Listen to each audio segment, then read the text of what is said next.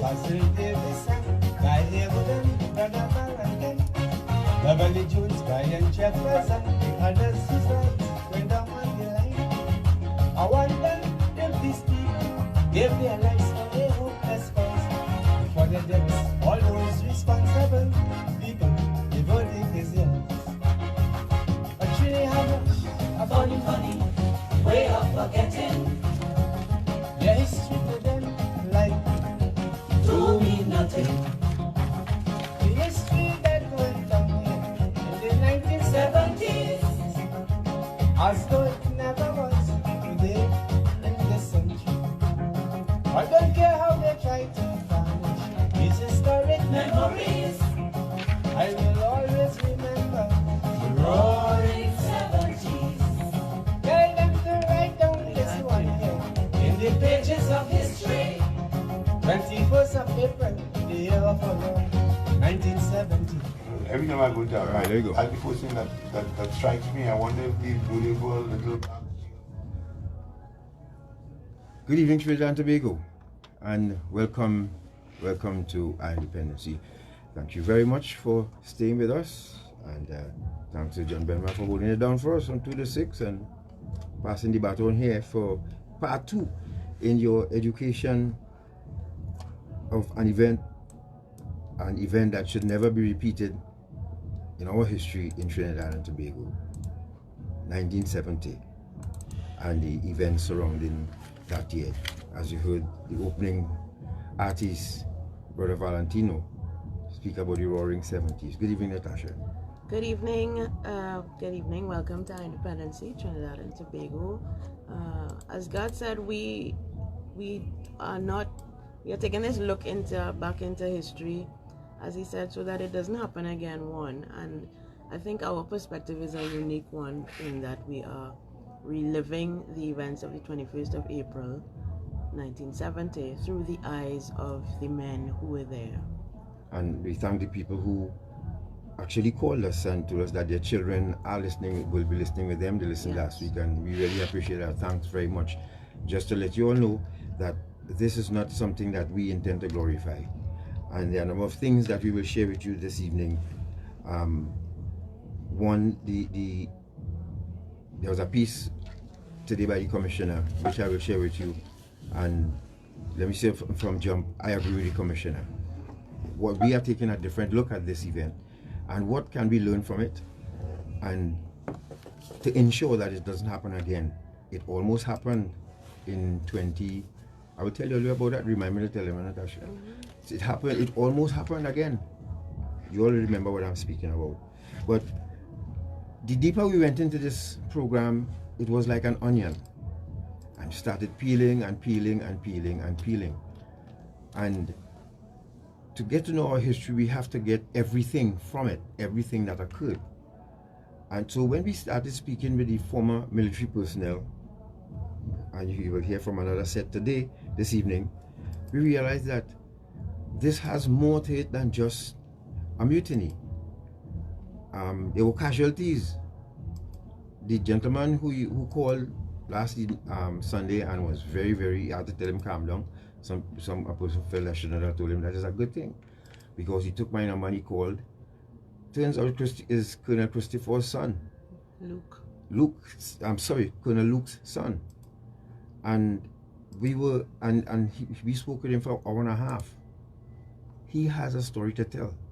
We will give him the opportunity to tell that story, because every time this year comes around, according to the commissioner, we highlight the Black Power Revolution, the mutiny, but the casualties and the heroes of this event were never highlighted. We never heard from them. And the heroes, meaning that those who in Tetron said, I am not in that. Forget that. Leave me out of this. And had the cojones to step away. These are people we need to applaud to as well. They should have gotten national awards too, because they could have joined with the revolution and with the revolt. And so yeah, and then there were journalists involved in this too as well. And then we had the historians like Freddie Ferrer and Mr. Sweet and all of these. So this can go on for a while. So prepare for it, because it's our history. Our children are home. Time for us to learn about ourselves. Correct? Yes, agreed.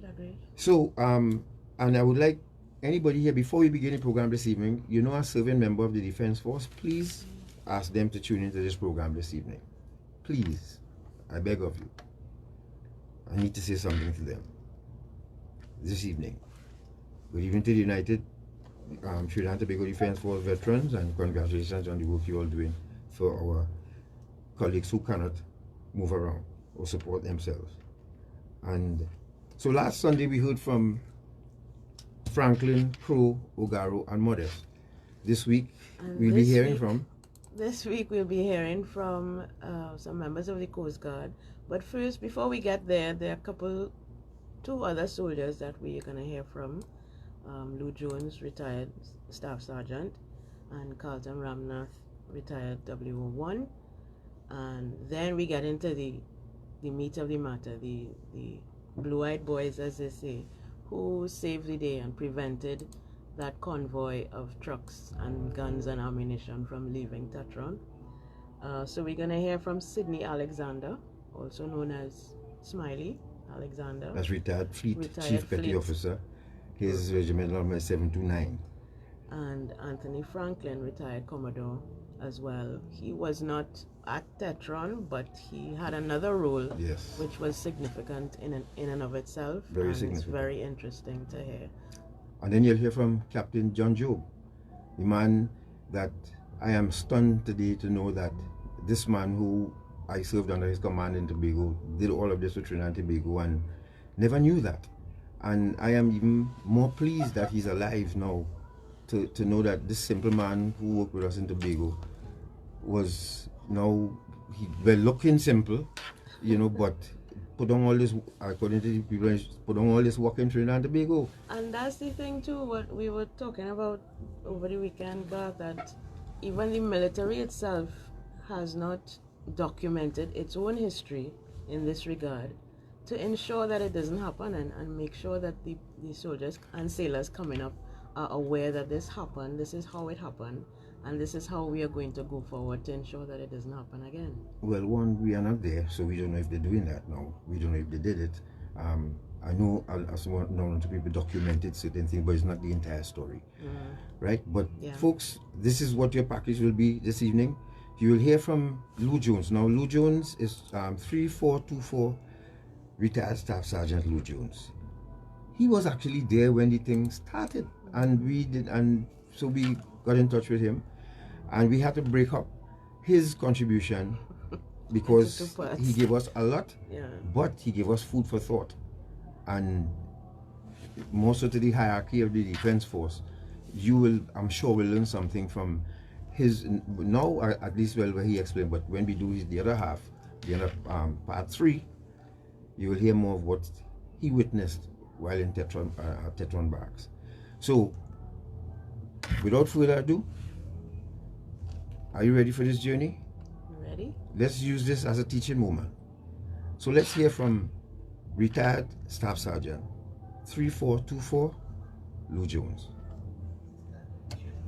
On the 13th of September 1973, and then Guy Harewood and Brian and John Bedwell, you know, over 13 members of the organization, young people. No, that was the song now. That was the song. Playing still.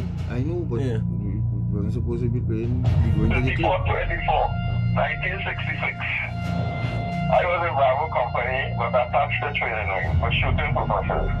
The morning of 1970, I was on the seafront. That's the morning they declared the state of emergency. And I heard a shot fire.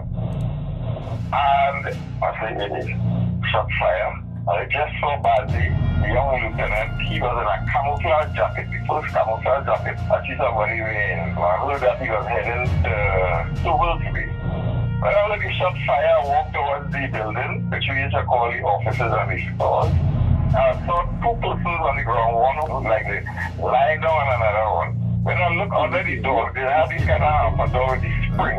I saw these 2 bodies. One was Warrant Officer Ramnath. He was my company command major. He was holding on Rex LaSalle on the ground, like he was wrestling.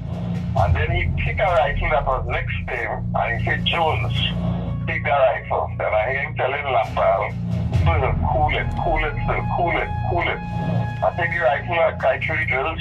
It had 1 round in the chamber and 2 in the magazine. I was walking towards the store and I saw the talking and thing, and I looked into the office, the door was open. I saw Shah talking with Bob Allen and Major Spencer. He was a captain at the time, came in, and he was talking with them.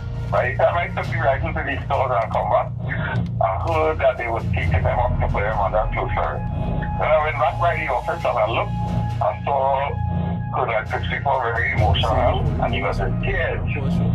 Then it came out that what really transpired is that they tried to take Colonel 64 to take command of the company, LaSalle and Shah.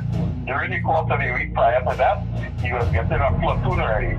So when they declared the state of emergency, I say when he was preparing to go out to the platoon as they planned. Then when I walked down by the stores, a little while after, I saw Prince who was she was in the motor platoon. Tell me, come and see this. So I had a binoculars. He had a binoculars too. I'm looking up across the square up to the barn room near by the bunker. I saw a vehicle parked by the bunker with Lori, Lion, and another guy we used to call Shmoo, Mahmoud. And they had them with their hands up and they had the bunker door open. So I realized something taking place.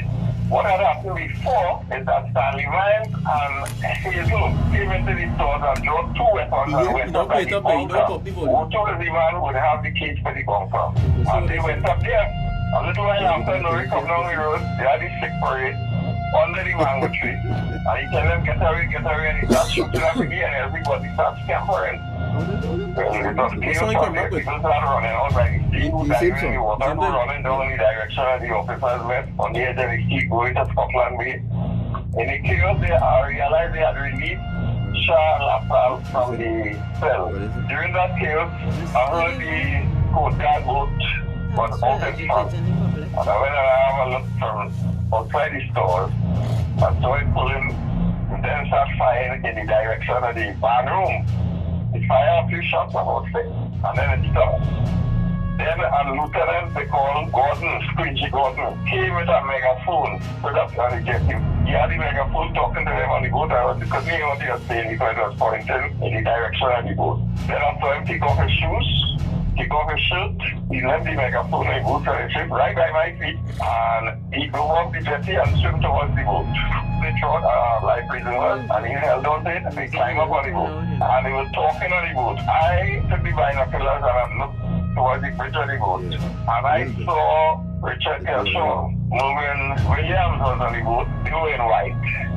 And I saw somebody in the boat in army uniform, and I knew it wasn't Squidgy Gordon because he never. But on the bridge I saw somebody in uniform and his face looked like Colonel Johnson, who was the commanding officer then. And I saw his face on the boat, but I never say anything because I heard that he was absent and nothing really come out until where he was. And whatever they did to get rid of him eventually came out of him being absent from the camp. But I was surprised when I heard they didn't know where he was. But the day that they released Shah and LaSalle, when LaSalle and them asked for a falling, everybody gathered on the roadway, facing the dining hall. And LaSalle came and he spoke. He said, we're going to leave here and go to camp up then. And he wanted everybody to get ready and to prepare to move out to camp up then. He telling everybody who was there. When he finished speaking, he said, who do want to go could leave? The first person to step out was Rock Salami. Rock Salami come on. Then a few men came up, they dressed the remainder. I went into the dining hall. And I hear them talking and then they shouting, power. I say, something wrong with this because where does power come from? After the shouting and the talking and all the different things, they come with a truck with ammunition. Sure, man, keep on machine is a goal in the better. Them Then now. they form a convoy. No, Check it we now. don't own now. But I thought it little like airplane, making short turns, Yeah, so slow and people coming here- up across Petron. Some people here stands much, like a And much so better. they called Joe Bacchus. Fired some rounds at it. After that, it never came back. And after they collect all the ammunition and people start gathering and they start coming up in convoy, I went down to the stores and one of my batch, McNeil was his name, came and he knocking on the door. A soldier named Bushell was his duty storeman in the store's lockup. So he ain't coming out. I wouldn't say that himself, really ain't coming out. So they knock on the door and I'm saying, well, Bushell not there. That answering. And Maxwell say, I know Bushell in there. And somebody come with a rifle and cock the rifle and tell me, if you open the door, they go shoot the lock. I hear the lock go clack. And Bushell open the doors. They go inside, they take rifles. So I asked one of them, I said, we're only going to all these rifles. One of them replied, those rifles are for the brothers outside. I said, who brothers? They say, like, you don't know what's going on or? They load up the rifle up on the truck, they load GPMG up, put the rifles. They wanted to empty the stores and everything, and ammunition, all of that on this little truck. A small open tray truck. Then I walk around to the front, I hear them saying the plane might come back this time with bomb. I say, see me, I have to leave this place. Who leave him right here, leave him right wherever going on. Well, they form a convoy. And the convoy park up in my guard room, coming right back on to the MI room. They take off all the covers off the truck, all the covers off the Jeep. And they say they waited on the last round to give instructions before they leave. I went up on the last truck. Me, George Simon, who was an athlete, and my batch man. He was the company clerk in Bravo Company. He said they're going to camp up and he wanted to get out, so we're going out. So we jump over the truck and we sit down in that truck for about an hour. Then Chekos, a couple named Chekos, he pulled up in a Jeep, jumped out from his Jeep, and somebody else was driving. And he had men in it, they were fully armed. I remember Mahmoud was sitting, timing grenade that they had dumped from the bunker. They had Carl Gustav, and I hear Chekos saying, he said, imagine me, Chekos, on Trinidad and Tobago television announcing, this is the People's Army. After this thing began, I thought they were confined to the army. But then they tell him don't leave. He wanted to go in front as an advance party because they find the convoy was staying too long to leave. He said his job is to go and take over television also. When he said that, I started to say, what I had to get out of this place. Then finally, Lafal pull up in a Jeep and he gets in front of the convoy and he stopped. He stand up, he was on his passenger side of the Jeep and he said, this is the beginning of a new dawn. Let's go. And they start up all the vehicles and they drive off. I had the last truck and the ambulance behind the truck we on. After I was driving that truck. Reach up on the hill, convoy stop. Then the front was the near the Coast Guard because we right up on the back, the last truck. And here they say they have a bus in the road and who could drive bus? Somebody said after I was driving the truck I was on, jump off the truck after going down. Next thing I hear the bus can move. We come off for the truck sound. Next thing I see the Coast Guard goes back in, going and still going out. Then it started a fire up on the hill above us. Well, I had to take cover. I didn't want to go near to the truck I was on because that truck was loaded with ammunition. I didn't want to take no chance. I move a little away in the grass. Next thing shots start firing, more shots firing, and then the hill, big gravel and thing coming. Then I hear somebody go, a man get hooked, and they come up the road, running. One of them had a helmet in the hand. The helmet had a hole in it. And they said, "Chubbups, baby," like he get hooked. As far as I could think, I believe he was dead already. But they get the ambulance to go, but the shot still firing. Shah came and he used the megaphone, went on the edge overlooking the sea and shouting, "Holy fire!" A man come with a Carl Gustav. Shah rightfully tell the man not to fire the boat. He tell them holy fire, they have a wounded man and they want them pass. The bus that was blocking the road, where Bailey and them was trying to push. And before he get hooked, apparently they take the battery or they pull the wires or the bus couldn't start. So they decide to push it off the road and try to push it on the edge of the cliff so that the Jeep could pass with Bailey. And they drive off and go on. All that time, men put machine gun on the edge of the thing and load up and ready to shoot at the boat. But the boat stopped firing. And then Shah say they had to go and decide what they had to do. See if they could clear the road up from now that they get it cheap to go through. And they dilly-dally. I say, let me go back and touch on.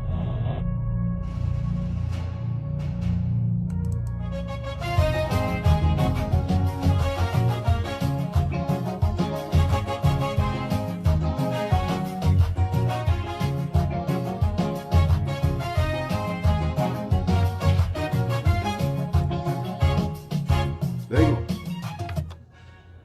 There you have it, folks. That was the account of Staff Sergeant retired Lou Jones, giving us a step-by-step detailed account of what he experienced on that morning. And as I said, he has a part 2 that will even strengthen the learning experience. But anything stood out to you? A couple of things stood out to me during that. One was when he was looking at the Coast Guard vessel out on the sea and who he saw on that vessel. yes, Personnel he saw, yeah, including Stanley Johnson. Stanley Johnson. Yeah. And secondly was the Coast Guard shelling the hills to block the way for the convoy, and soldiers were ready to fire back on the boat, but Shah had ordered that they not do that because they could have taken some lives if they had done that. Well, let's go straight in and just analyze a little bit while you guys are there discussing, because I know a lot of you listening in groups. But quickly to point out, what I saw here is Coast Guard save Trinidad and Tobago. That's the bottom line. I don't know whose idea it was to strategically place Coast Guard where they are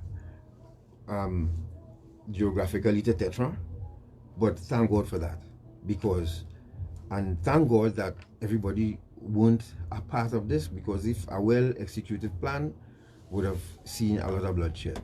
So Coast Guard saved the day without a doubt. We could swing it how we want. They were the heroes of this eventually, because you heard what Joan said about they were going to put rifles in civilians' hands. And I mean, people really lost their minds. But Joan went on to explain some of the things in part 2, what added to this powder keg that eventually exploded.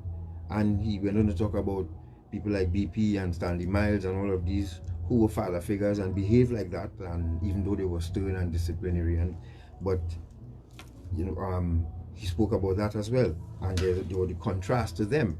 So Coast Guard, Bravo Zulu, as you all say, this was well timed and well executed to make Rafik Shandi think twice and regroup, and thank God it wasn't a well put together plan.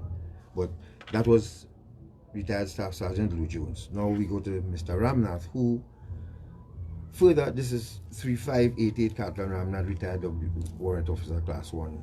He went on to explain some of the signs that were missed, and spoke a little bit about the beginnings of the putting the force together and all of that. And also what some of the operations that he was a part of after the mutiny to go after the freedom fighters. But he gave a lesson in this one itself, talking about a sign that was missed. So what the guy is asking is if Commodore Johnson is still alive. I understand he is. We're not sure if anybody knows if he's Stanley Johnson is still alive. Please let us know, because his exit wasn't too pleasant. From the defense force on the regiment. It wasn't too pleasant, unfortunately. But and good evening to everyone looking at us live on iIndependence's page as well as I-95's page. Thank you for tuning in. All right, so lesson number 2 in our journey through history. Let's hear from retired Warrant Officer Carlton Ramnath. That he was involved. Good. No. The military bed on the stick? The military bed? Yeah, because every time you cut that song, it narrated. So yeah, that song. Yeah. But there's the other one from Valentine. But I forget people hear me here. No. Sorry, people. sorry. No, but there's the other one from Valentine on the stick. I know what the one is. Military bed, right? Military bed. Not this one, the one on the stick. The one on the stick, yeah. You could pull that one side and keep that running. What? The military bed. Can you? You hear me too? When all the talking in the back, when all they come back and... Like when I could finish play, he would give a little bit of the military bed first and then... Yeah. Right. those were the people who formed the corps, right? And one of the things that I picked up, there were thousands in the officer corps about the short service commission officers. Right? They came in here for a short period, and the officers in training samples, they would come back and actually take over. That didn't happen as probably they expected. You know? So that was a big growth. One of the biggest signals of something coming was a refusal to have lunch, a luncheon in December of 1969. All the soldiers refused to eat their lunch. So that was a sure signal that things were not good at all. That is the annual Christmas luncheon. All the soldiers and everybody protesting they didn't eat. While this thing was happening in Tetron, where there was a lot of dissatisfaction taking place, it came a time when the officers at the time, right, started to be sympathetic, and they linked up with the Black Power movement. Charles Assad, Brizan, and Bazi. Remember also, there had some incidents around that time where a private at the time was Makano, is deceased now, right? He ran down a sandwich with a cutlass. Then you have an incident where a soldier in duty shot at Captain William. Shot through the hat, the top there, went through there. It's a good thing it was not a good shot. There are a lot of absentees mostly taking place. I was in a company, Charlie Company. Samija was deceased, Samija Yonja, and he was a strict disciplinarian and had problems with himself and the platoon commanders with Shah. They had the authority to issue a pass. But when they gave a pass, they just used to leave one mark out and go. But you know, for the sake of administration, the company Samija was supposed to back the passes, and they used to have a fight going on with that. Then they had situations where almost they were protesting, right? We used to have a red band on the side, red band on the head. I hope so. Thank you for joining us. A series of insubordination. So if discipline was being broken up. Who was the commanding officer at the time of the regiment? Colonel Johnson. What were the signals being sent that something was about to go down in that? You're not doing that like, it's almost like the camera, outlining what was taking place. Well, and I understand he replied with remarks to them that not my officers, not my officers, because they complained about what was going on with the officers, some of the behavior of some of the officers, right? There was an incident where I was on a physical training course, and I came down to Tetron one evening, and I was going up to the barrack room upstairs, the barrack room by the square.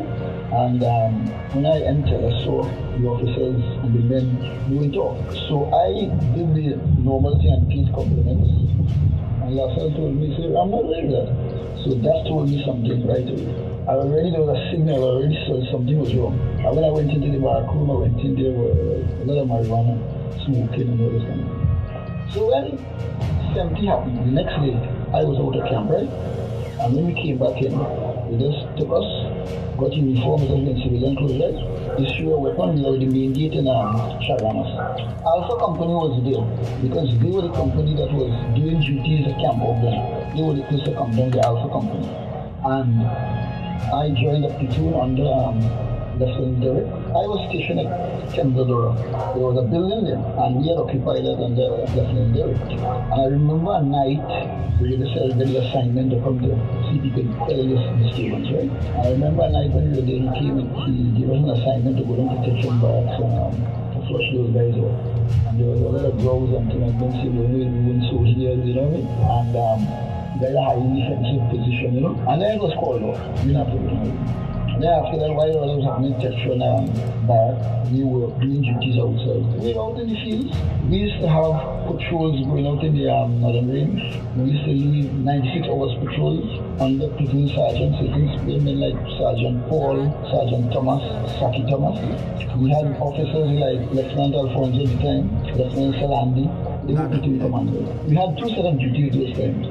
We had foot patrols and we had OPs, observation posts, in various places. Even Blanchishes, even as far as Matlock, at Area B. They would pursue those guys on there because they were there. As a matter of fact, there was an officer, Major Goddard, he was the man in charge of the operations at the time, and he used to be in the cookhouse for no touching back, and he used to say the famous thing, the cat is in the bag, meaning he has some information, you know what I mean? And know where they are, the movement, and then we used to go in pursuit.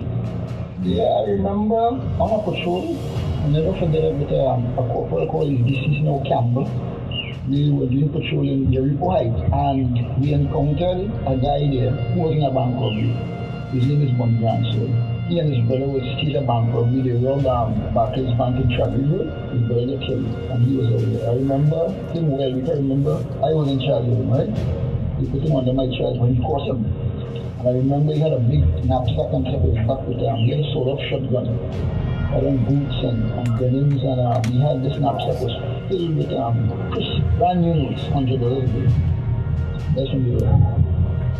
And I remember asking him, I don't know why he got involved in this thing, you know?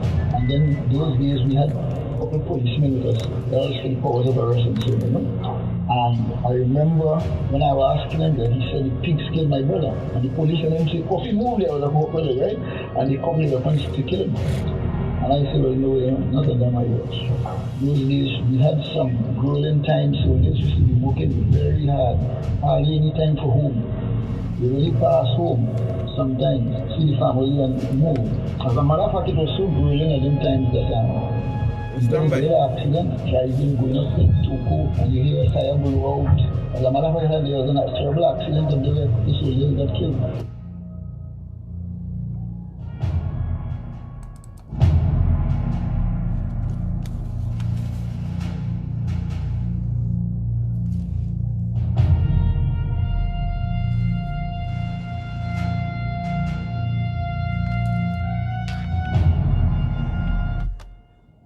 Thank you very much, and that was retired Warrant Officer Class 1 Carlton Ramnath giving his account on it. And let me jump in quickly and say I'll learn a couple of things from his contribution. Listen to complaints. You know, listen to complaints. It must come to you and say so and so is the case. Listen, because sometimes you could have some, and in this case they were right. Browsers, yes, legitimate browsers. Familiarity, where he spoke about the way the officer greeted him. And that's another thing people have to understand. In the military, certain things don't happen. And that's why Franklin in part 1 said he was amazed to see an officer with his hands in the air with a rifle pointed at him. You don't see that, not even in jest, in the military. So to see that, you know, discipline gone totally out the window. So the familiarity, they always talk about that in the military, and talk about the commitment to this career. The military is a career, it's not a job. And if you can't go home, you cannot go home. Your wife have no right calling you work and asking for you. If you can't, you're working. And this is life of a soldier. That's why it's a career, not a job. So that's what I picked up from his contribution. Yeah, same here. I mean, there seem to have been legitimate grouses, and I suppose because the persons in charge in high office, so to speak, we're not paying attention to those things. It gave rise to this sort of groundswell of discontent, as he said, among the other ranks. Yeah, and that discipline must be maintained to deal with that. Now, we found out 2 things today, and today is a very significant day. It's the 32nd anniversary of the Omega disaster today. And thank Major Fletcher, retired Major Fletcher, for that information. Remember Camp Omega, folks? Did we document anything on that? What happened on that day? Did we? We'll find out sooner or later. And also, Sandy Johnson is still alive. He is. 101 years old. He is. He celebrated his 100th birthday. I tell you, in December, he was last December. He was actually in Trinidad for his 100th birthday in December of 2018. So he's very much alive, folks. Maybe he's listening to us this evening, and we thank if he is, good evening. Good evening to you, sir. And for whatever it's worth, thank you very much for your service. And to serve.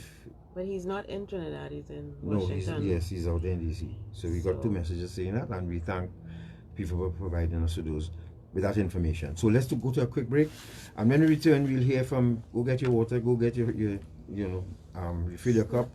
And when we return, we'll hear from 729 retired Fleet Chief Petty Officer Sidney Alexander and retired Commodore Anthony Franklin, Regimental number 518. Hear those numbers? We're talking about experience. We'll be back.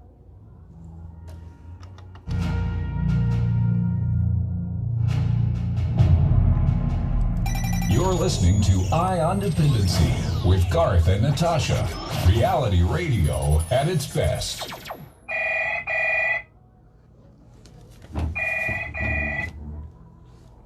Hello? Hello, Mr. Dobson here from HM MP London. Can I speak to Mr. Sorry, folks, James, sorry. This is Mr. James speaking. That's normal thing with Thank you. Can you Natasha. hold the line? I have a call coming through to you, sir. Sure. You see? Violence. Hello, yes, Brian?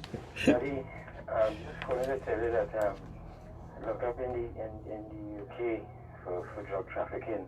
Oh, yeah? You lock up? And you tell me I was going to Bago? And I tell you about them boy I was liming with? Well, alright. Don't drop the soap.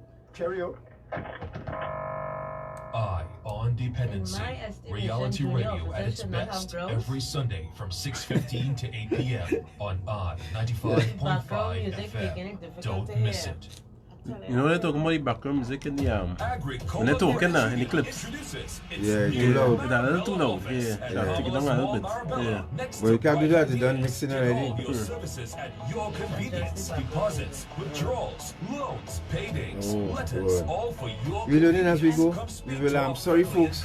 You know, Natasha tried her luck today and her skill today by mixing the music. You know, because as you know, we have to produce the program. But it's unfortunate we're getting some complaints that the music is too loud in the background. So we understand, and next program we'll correct that.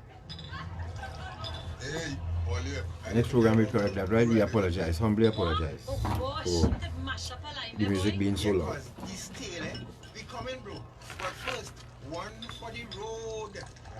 So that's it. I don't know if you all agree that we really should have our history documented in a way that, you know, we could go back to it when we're ready. And for our children, especially for those who just joined the work, they should have all knowledge of this. So when they too see the signs, they'll be able to go, like Ramnath suggested, and report and say, something going down, pay attention, and let's fix it. And, you know, it's unfortunate that it has to happen like that. But we learn from our mistakes, let's hope. Of Maryland, United States. And you're listening to Eye on Dependency, where every life is a biography on I-95.5 FM, Trinidad and Tobago. Eye on Dependency, where every life is a biography. On the Eye, Welcome back to the 95.5, the most influential name in radio.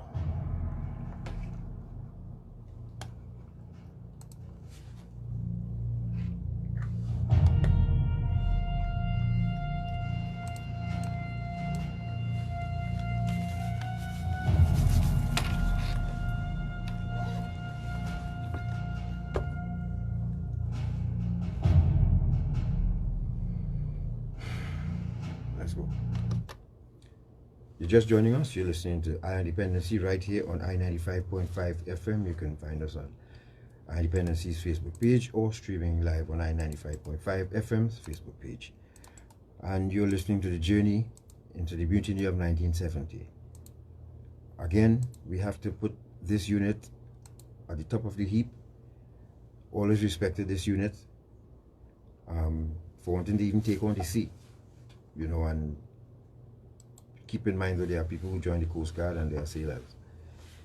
But they came together, they put their heads together, and they solved a huge problem for us. So, Fleet Chief Petty Officer Alexander was a young sailor back then. He was actually on the ship. And he decided, in the best of his recollection, what he experienced on that day as a youngster. Could we learn something from him? Let's find out.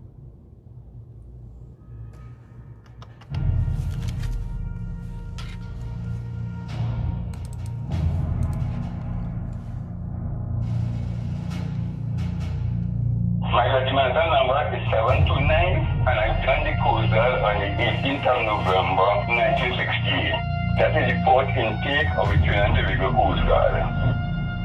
The morning of the 21st, when I came to our special unit, and there's a state of emergency, and get ready because I have to go and get some prisoners on Lesson Island, which is the one of those guys. And when I got ready, they went to go on the ship, because we had some prisoners down on the ship, was being guided by Trinidad and Tobago police force, right? So we went down there, we took out the duties from them, saying that we were the special unit. While that was taking place, we received a message that there was a mutiny or some chaos down at Pt2. That message was relayed by one of our fleet, local fleet. While I was taking place now, we took our vessel and we went down Pt2 Bay. Same time I think Mr. Spencer came across and gave us some information. And one of our ships went down Pt2 area and started to level some of the forces 6 days over the hill of the Savannah. Then when that happened, we saw some soldiers was coming over the hill. By the time we reached my coasters there, we started to shell the hill in order to prevent them from heading into Port Spain, because we do not know exactly what had taken place. But my experience with that, I was normal, but it was a good experience because I said to myself, this is what I done the work for. So it was coming over the hill, and then they retreated the first time, and then they came back the second time with some civilians in front of them, and we continued to shell the hill. We didn't want to damage anybody, as a matter of fact. It's just that we want to prevent them from reaching into Port Spain, because we were here to save the government of the day, so we are doing our best in order to stop the troopers from reaching into Port Spain. The unit that you were attached to, was that the Special Naval Unit? In those times, it was IS. Internal security was IS first, and then it switched over to SMU, Special Naval Unit. The mood of the country at the time, were you paying attention to that? Yeah, because you see, this started since 1969, right? Remember, it had the strike, and then it had the universities and things, and everything leading up to 1970, because I can remember I was in Grenada for Expo, and they said that they need us back home because the bus company was strike, like getting out of hand, so they need all the personnel back home, and we had to come back home.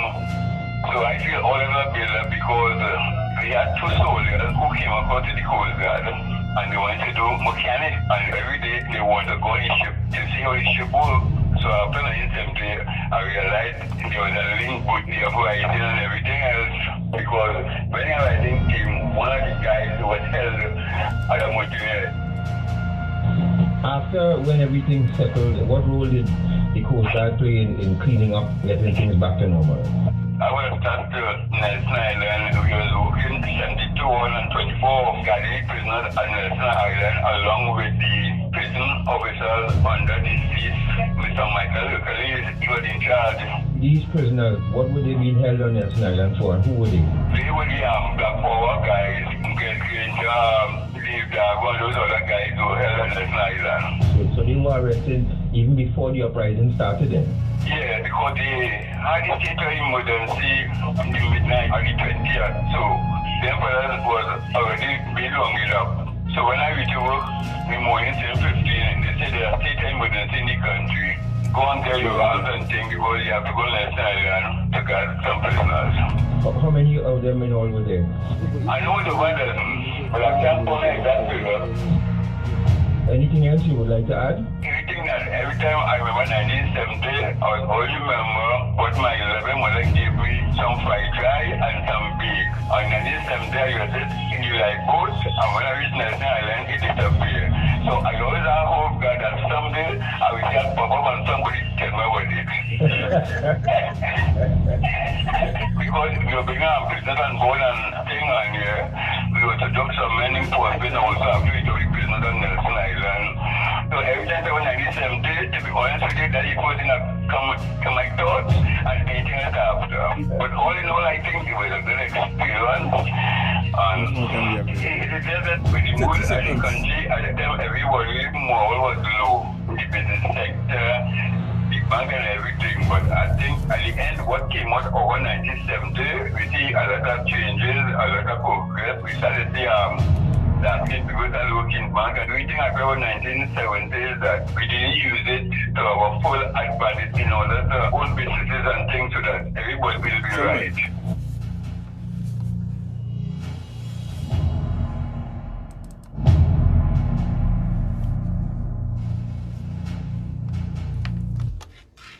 Alright, there you go, folks. First of all, let me apologize for the accompanying music It's a little too loud. It's a little too loud, and that's my fault. I take responsibility for that, because when Natasha was putting it together and she played it back for me, I said, put it up a little bit more.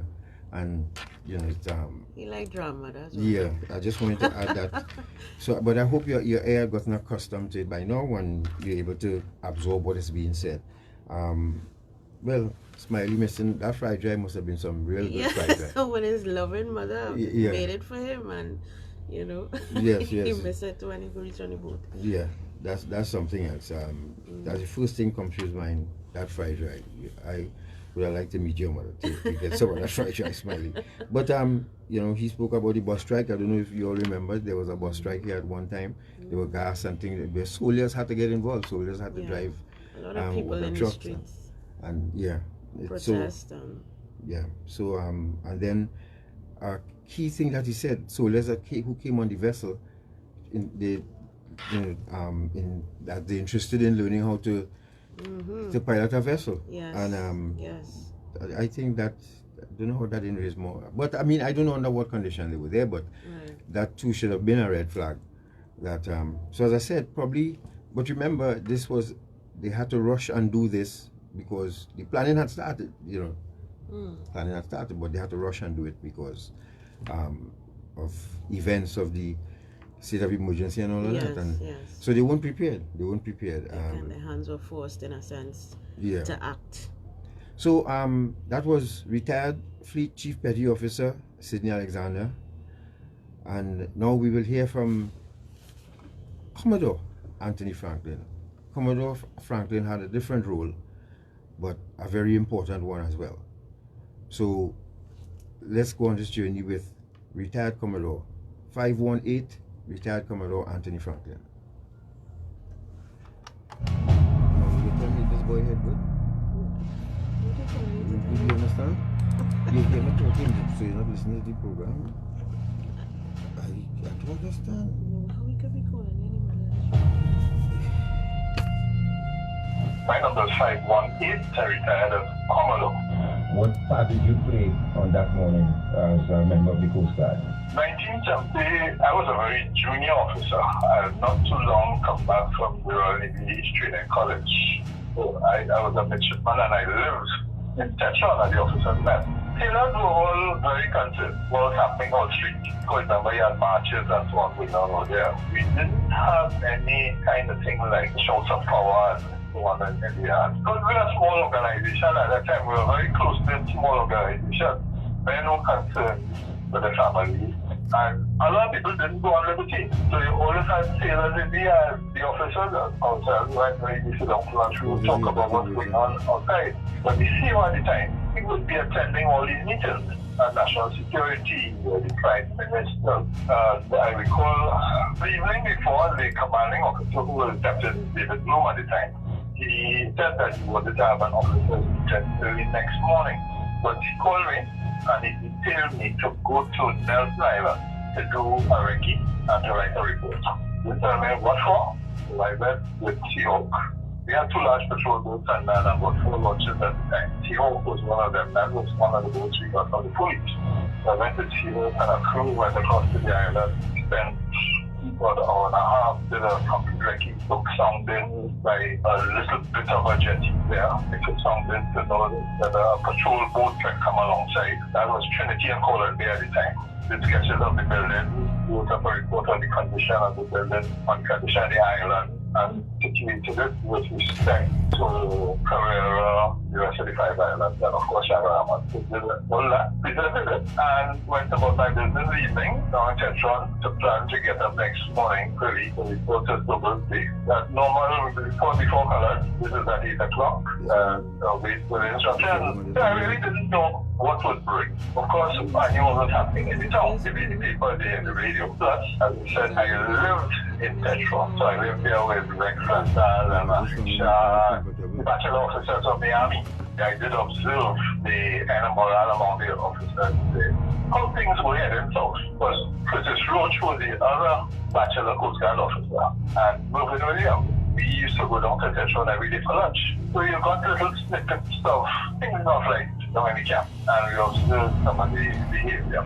So coming back to the morning, the you called a meeting, and just before the meeting started, the young Franklin picked Seahawk and go across and hold over to Thames Island. I took a crew, and we just took charge of the island. I had a radio, and I'm hearing a lot of traffic on the radio. And I knew about somewhere after 8, one of the patrol boats was approaching the island and came up with people on board. And they just discharged them on the island.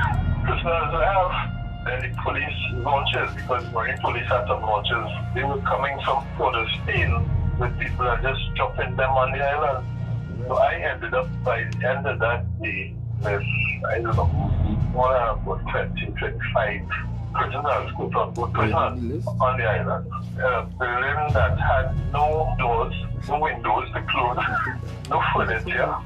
There was one old chair, and I remember vividly George Weeks was brought to the island, Granger. These were some of the movers and shakers and what was going on, and so I just posted sentries on both sides of the building. On the southern side of the island, there was a long building. So that was the accommodation for them. So George Weeks came in and he was treated reverently. She was given the one chair that was in the building there. And I remember when the police boats came alongside, we had to search everybody coming off, right? But you don't know what's coming. I had my crew and researching people, and I saw something there that I never knew existed in terms of the condition of some of these people and all sorts of different kind of GP and all kind of stuff. This particular guy, to save him from getting mistreatment in that building. But I tell you something, that day at night, as a young man, I was just about what 22, facing this kind of threat to the whole time. And having them come back from all the naval training and so on, not soldier type training, no police type training. It was an eye-opener. I patrolled the island there back that night. When I tired, I lied on the deck of Seahawk. Rainfall with me, the wind blew and dried me.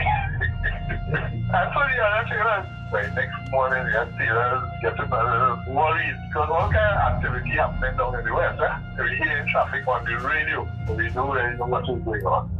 And by the following afternoon, some prison officers from Carrera, led by a guy who I got to know very well, Mike Hercules, he was nothing a superintendent at the time. He and warrant officers, George Devine and Leo Abraham, who later became commissioner of prison. And I was amazed how those prison officers knew how to handle these guys. So we due to kind of perimeter security and let them go inside and interact with them and calm them down and give them instructions and get them orderly, because we were armed, being fixed and ready to take on whatever. How long were you detained there for, sir? When they told me to go there and when to come back, I wasn't released for I spent about 3 weeks there. So ration was coming to you on a daily basis? When I went to come to Seahawk, I had some rations on the boat. And we are sailors, you know, we make no. Seahawk at the time had a little galley. So by the third day, they sent a cook. And then the rations started coming in for the island. It was from either from national security or something.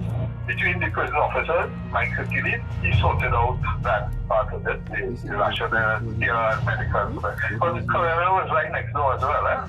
So we got support from Carrera. And then Gaylord Kelshaw joined. He was a more senior officer, he was a lieutenant at the time. He took command. When he had to go back to Super's location or the island, I would be in command. So that was it. I spent should I say arduous? Because it turned out to be quite enjoyable afterwards. Then the first day and night was a little bit tense. So you don't know what you're expecting, you don't know who's coming, you don't know if people coming to the island to release these people that we have, and all that. You know what kind of people we're bringing on board. Every time a vessel is appearing, we were ready to shoot across. Wow. As we had to do with some surroundings that were coming close by and so on. Actually, we set up a zone that the vessels couldn't come with it. So this was a bit of an exercise, a bit of an adventure when you look closer on the back of it. When the shelling took place and all of that, you all didn't know? No, we didn't know. We only heard on the radio that some kind of traffic going on, but we didn't know when the actual shelling was taking place. We thought we heard a sound or something, but remember, it's quite a few miles away, and that shelling is down in a hole. But we knew something was happening down there. When we came back to Spoken, I saw the bus kind of damaged. Remember that there was some shelling to break down a hill, right? Coast Guard had a steel van at the time, and the pans were used to help block the road, and the pans get destroyed. And that was the end of the Coast Guard steel van.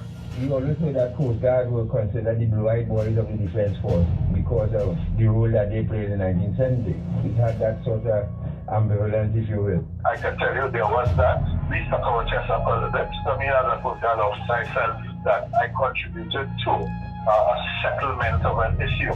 Something that could have been a lot worse. Army is army, Coast Guard is Coast Guard. We know something was happening. Well, I suspected some kind of thing was happening. One evening, because I'm in the mess, there used to be a raft on the officers' mess.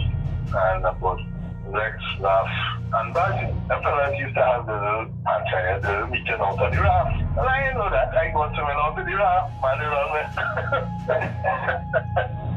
But it was surprising that this kind of thing happened. But I remember distinctly seeing when the Coast Guard patrol boat came alongside Nelson Island to discharge some people on the bridge with Stanley Johnson. He was looking very drawn. Also on that ship, I saw Julian Spencer, but they were headed up to Tulsa State. So you know something was happening down there. The relationship between the regiment and Coast Guard, was it strained a bit? The sailors might have been a bit wary, but you have to remember, the sailors, some of them have brothers who were in the army. They were a little bit wary. This thing happened, and they had to end up shelling and so on. So, one or two of them might be traumatized. Among the officers, however, I think there was a distance to Stanley Johnson disappeared. The rest was over commander, and there was a policy decision to pull the two units close together. Somebody.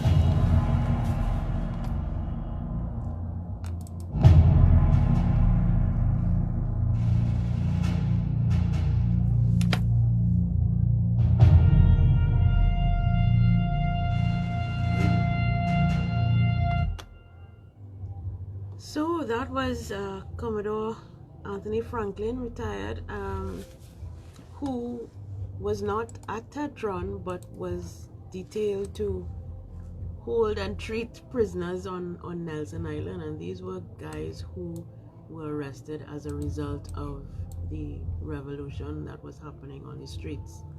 So guys like Cambon and you say George Weeks? George Weeks. Now, think about this, folks. Think about your son right now, who is a member of the Coast Guard, at the age of 22, is asked to take on a task like this. Yes. This is why the military needs responsible, brave, courageous, and committed young men and women. And you heard his age, at the age that he was, and he had to do the recce and write a report, and yes, then take command of the island with a team of other sailors and make it habitable for insurgents. Yes, you know, make it into a prison. Yeah, and secure the island too, make sure that other vessels won't come in close. And but he said something very important, and what he said, really, it's always jokes when I hear that, when he compared the Coast Guard personnel having family in the regiment. Now, can you imagine these people even who train together now have to defend the country against each other? That's unbelievable. That you have to have a lot of courage to do that. Watch your batch and take him out because you know your batch have bad intention. It's not an easy thing to do, and I hope you young sailors and soldiers understand how detrimental this could be if we try to solve a problem like this in this manner. So, thank you very much. Anything you? He also corroborated Jones's account of seeing Stanley Johnson on the boat. Yes, yes. So it seems like he was in fact on that ship that shelled the hill. If you're just joining us, you're listening to Independency right here on I-95.5 FM. You can join us on I-95.5 live stream on Facebook or I-Independency, and we are taking a journey into the events of 1970. Good evening to you, Shastri Shun out there in North Dakota. We're gonna take a break, and when we return, we're gonna hear from whom I consider to be the man of the moment, because this man despite all the threats to his life and family, had to do a job. There are lots of lessons to be learned from this one as well. Lots. This is retired Captain John Joe. A phenomenal man, remarkable man, committed soldier. He was trained for one thing, to quell disturbances and to go where other men don't want to go. Where police could not go. And retrieve these men or take them out. Yes. No. Bear in mind, there are some of these scholars who are still listening, they're still alive. I want you to understand that this was business with Captain Joe. It wasn't personal. And that's what you all missed. He was doing a job. He's trained to hunt gorillas. And that is what he did when the government called on him to do that. He cannot care about cause and movement, and that wasn't their job. So when we return, we'll hear from Captain Job, sergeant at the time, that led Villarreal and a few other men into the woods to quell the National Union freedom fighters. And when we come back, I'll let you know what Colonel Derrick, and everybody listening to any red-blooded soldier or sailor listening to this program this evening should know who Colonel Derrick is. When Colonel Derrick praised someone, you know they're real good. And the glowing terms of which I heard Colonel Derrick speak about Captain Joe, it amazed me that I actually work under this man and didn't even know all of that. You listen to Independence, we'll be back.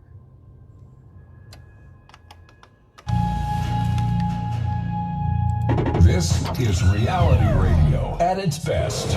Eye on Dependency on I-95.5 FM. Agricola Credit Union Cooperative Society Limited introduces its new and nice man. Mortgage loan. Happy anniversary, bro. As low as 5% per annum. Home renovation, purchasing Thanks. a home, constructing a home. Thanks for joining us. So somebody asked on the Facebook Live whether the National Archives should be able to help. I'm sure that they do have. I have seen archived newspapers and other material on the that is housed at the archives and at the library as well. But I don't know what kind of audio or visual material they have. So maybe we can look into that for the future. Oh gosh, I'm really making hot today. But there's a lot of Mommy, what you drinking? there's a lot of archival material. In fact, I'll tell you a little story that exclusively for our Facebook Live audience. I spoke to my mother yesterday, who was 28 at the time. 28 years old at the time. My mother is Hazel Brown, for those of you who don't know. And she told me that on that day, she jumped in her car and drove from Diego Martin to Chagaramas, and her intention was to cheer on the soldiers as they were leaving the camp. She was very much involved in the whole Black Power movement, so her move on the 21st of April, when she and others heard that the soldiers were leaving the camp, she drove down to Chagaramas by herself. Drove down to Chagaramas, but of course could not get in the camp, so she had to turn around. But it was just interesting to know that, and I hope people who are listening to the show will ask their parents and aunts and uncles where they were, because it gives you that much more context and helps you to understand, you know, your place in history, so to speak. So I didn't know that my mother drove down to Tetron to wave on the soldiers as they left, but of course they didn't get to leave, so she had to turn back. But she also said that she had saved, she was outside the court when Shah and LaSalle were released from prison, and she had gotten them to sign the front page of the newspapers which they were featured on, and she kept that as a memento. She thought she had given it to me, but I will have to find that obviously, but she kept that signed copy of the front page for me. So go and ask your parents and aunts and uncles where they were. You might be surprised at what you learn. Yeah, do that. Do that for sure, because I was surprised. I was shocked to hear that when she said when she said she went to Bunks and start and drive down Tetron. Yes, that's something else.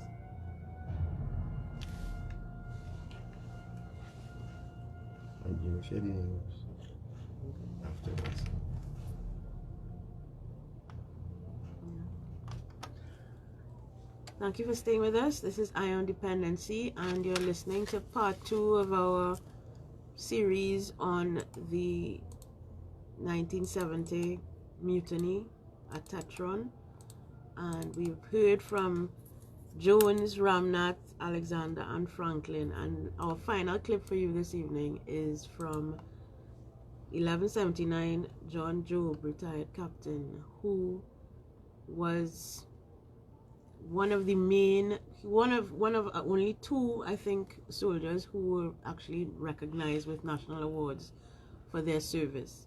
And he was intimately involved with the move to the mopping up operations to get rid of, really, the National Union of Freedom Fighters. This is not taken away from what they thought their cause was and how worthy it was.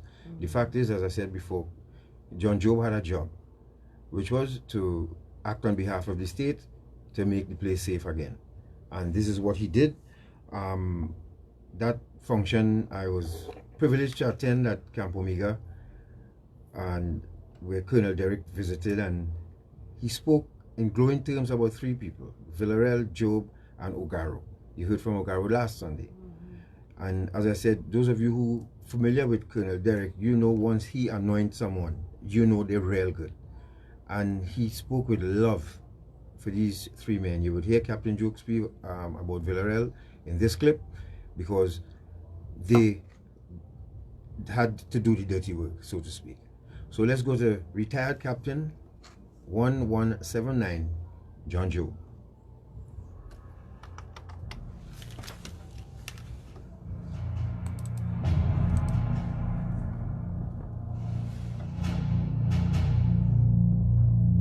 In 1979, I joined in 1962, went to Jamaica, did my training in Jamaica in the Blue Mountains called Newcastle. From there, I came down to Kingston and spent a couple of years. And then all Trinidadians were recalled back to Trinidad after the collapse of the Federation to form a Trinidad Regiment. I worked my way up from private to sergeant to staff sergeant, lieutenant, and captain. I retired as a captain. Could you tell us what role did you play in the events of 1970? In 1970, I was a platoon sergeant under the command of Lieutenant Derrick. And our platoon was detailed to go to Sandy Grande, where it was believed that these guys who formed themselves into a band of hooligans, I should say, attacking innocent people, robbing banks, and even gardeners in the mountains, because they set up camps in the mountains. Some were set up in the Cora Hills, and will come down every now and then and rob the banks and rob innocent people. They call themselves the National Union of Freedom Fighters, with the blessings of the Black Power movement. And my platoon was called out based on information received from the police through Randolph Burroughs, who eventually retired as commissioner. He gave us information and we reacted on it. The reaction was to find them in the hills and destroy their tents and camp and whatnot and bring them to justice. But the point is this, they were armed. So my platoon, which was divided into half under myself as the sergeant and half under Lieutenant Derrick, taking time off and on and off basis while we were in Sandy Grande area. And while there, got information, and I was the sergeant in charge. Lieutenant Derrick was off duty at the time. And I took my men out to meet with the police at St. Joseph Police Station and got a briefing from the ex-commissioner. He suspected that these guys were in the hills of Cora and we have to find them. But I was trained for all of this guerrilla activity, so that was no problem for me. One morning, we set out about 5 o'clock into the hills in search of them. As a matter of fact, Burroughs was able to get one of the men. He was held for something else, and he decided to talk, and he directed us up the path of the Cora River, almost in the area where these guys were hanging out. And when we reached that point, we had to take one of the forward sentries, and he was arrested. And I continued with my men on the right side of the river, walk a few distance and saw where the footpath was coming down to the river to get water to use in the camp and so on. and I decided to follow the footpath they made on the hillside, and I was confronted by Jennifer Jones, who fired a shot at me and missed, and as she missed, I returned the fire but not to hit her, tell her to drop the weapon. She did drop the weapon, she cooperated, and I ran into her, held her, and used her as a shield to get into the camp where people like Guy Harewood and Brian Jeffers, these guys, they were hiding out along with Jennifer's sister, who got killed later on in the day. Well, I arrested Jennifer and handed over to the police that was with me and continued the pursuit because they started to run. When they heard me coming in, I used a tactic that we use in the army called fire and movement. And I got into the camp, but by the time I got there, I saw blood all over the camp and hammock and all this kind of thing where they were brutally living. But they started to run uphill. Well, me and my men pursued. We left sentries in the camp, of course, to deal when the police come to take a record of the things that they had, the equipment that they had, and all this kind of thing. We even found books on Che Guevara, books on guerrilla warfare, which was handed over to the police. So I decided to follow them and catching up with them. I think this guy's name was Kenya. He separated himself from the group that was on the run and aimed at me, and as usual, when he aimed, I thought my life was threatened, so I fired and he was shot. He died. We left him there and we continued following the others, and they made a curve right back from the mountains down to the river, across the river. This is where the other sister, Beverly Jones, well, actually she got shot while I was shooting my way into the camp. All on her face she got shot, but so she couldn't go anymore. But when she saw the soldiers coming, she aimed at them, and Villarreal was in charge of that party. He fired upon her, and yes, he was killed. Something good came out of it. The sister who I arrested with a gun, I took away the gun from her. She eventually went before the court, and I can't remember if she spent time in prison, but she eventually went to Cuba and studied and became a doctor or something like that. That was the end, so to speak, of the National Union of Freedom Fighters. Now, I owned a business in Carnage, a restaurant and bar, while I was in the army. And information came that they were going to bomb the restaurant, but they couldn't get at me otherwise. And this is where the police intercepted them in Woodbrook, and I think one man was killed, and the car that they were using was a stolen car. They found a grenade and all this kind of thing, which was to be used on my building in Carnage. After a while, the NUFS might have remained the name, but they were mashed up then. They were all over the place because of me, more or less, to the extent where they wanted to even get rid of my family. I had 2 young boys, and my wife, I had to send them by my sister's home in Point Fortin for safety, and then to Barbados, where my 2 children grew up and had their education. Because every camp we raided, whether they were there or not, we found pictures of me where orders came from the top to get rid of me and my family. And this information came through the Secret Service of the police, informing me to be careful. As a result of that, I was issued a firearm. Were you all given commendations?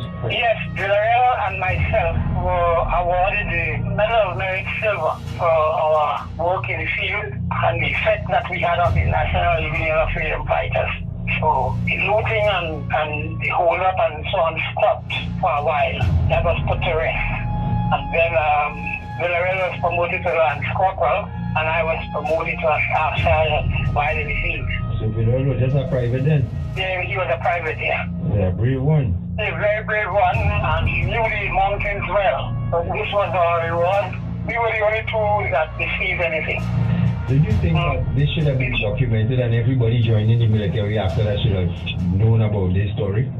Oh yes, I think so, but I don't know what happened. But the Commissioner of Police then, Yusuf Bernard, he wrote a book, but the information was not true. He said that Burroughs called on the men to put on their arms, and the men didn't do that, and Burroughs fired, and one was killed, and all this kind of thing. It's totally false. My version of it is because I was the person there on the shootouts with these men. But the actual shooting and finding the camps wherever they were, Villarreal and myself were the ones like the guerrilla hunters. Because it baffled the government that these men were living in the mountains and coming down and robbing people and going back in the mountains. And it took soldiers to find them and dig them out. And that's how it ended.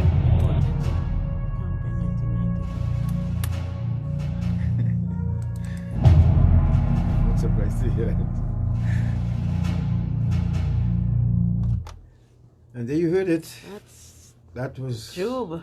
Retired Captain John Job. Man of the moment, boy. A man who I have renewed respect for, and thank God he's alive today for me to say this to him. It was a pleasure serving under you, Captain Job. A pleasure, absolute pleasure. And somebody just sent a message, said Brian Patterson, saying that Villarreal actually turned up. Reported to camp in 1990 to offer his service to our country. There you go. There you go. There you go. That's the kind of commitment that is expected from someone who served the colors. So there you have it, folks. Part 2 of the accounts of 1970 mutiny.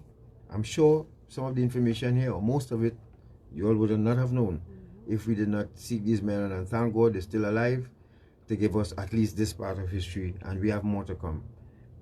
It's quite clear that this event changed a lot of lives. Yeah. His life, the life of Colonel Luke and his children, and again I said that we will have Mr. Luke on for a program by himself. Mr. Luke needs the help of Trinidad and Tobago right now, folks.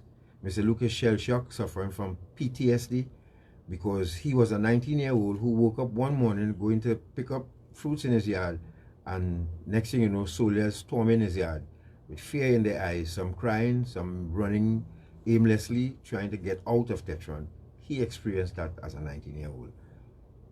That's the reason why he's so upset today, because Rafiq Shahan's men, Shahan Lassar and the men, changed his life too. He's one of the casualties, and you must hear his story. It's absolutely amazing that he's still willing to tell it, but believe me, you will find him hostile at times, aggressive at times, but understand, experiencing that as a 9-year-old, your life was going good. I'm 19-year-old, your life going good, and all of a sudden, you're on the run, because they had to move to several locations in Trinidad and Tobago because of, again, the relationship with his dad and some of the soldiers. And so that's a story by itself, you know, but it changed a lot of lives. And as Commissioner Griffith said in his piece today, Natasha will share the list of detainees. We got it. Thank you, sir, for sending it. Natasha will send the list of detainees who were detained by Commodore Franklin and his men on Nelson Island. You may recognize some of the names. It's a long list. Yeah, it's a long list, but 50, and I probably they were not all on the island at the same time, but I guess they all spent some time on Nelson Island. So we could do it in between, like give 10 and then take some calls and give 10. Yeah, sure. I want to say to the people serving the country right now, I beg you from my heart that uniform you're wearing is a privilege. And I would like you to treat it as such.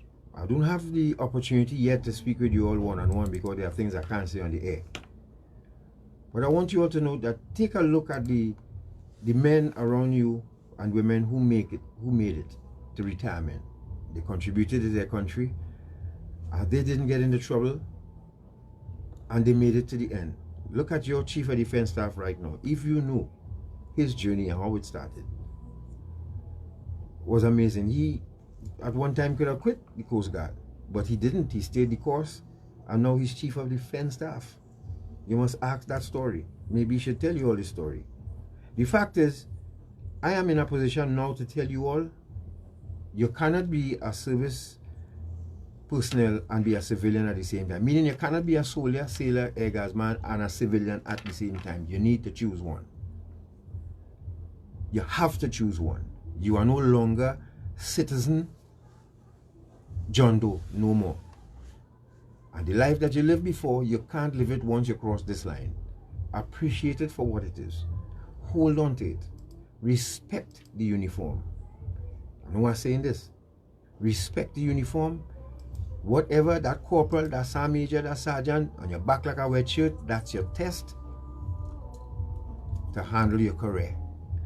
And believe me, it's military training that saved me out here.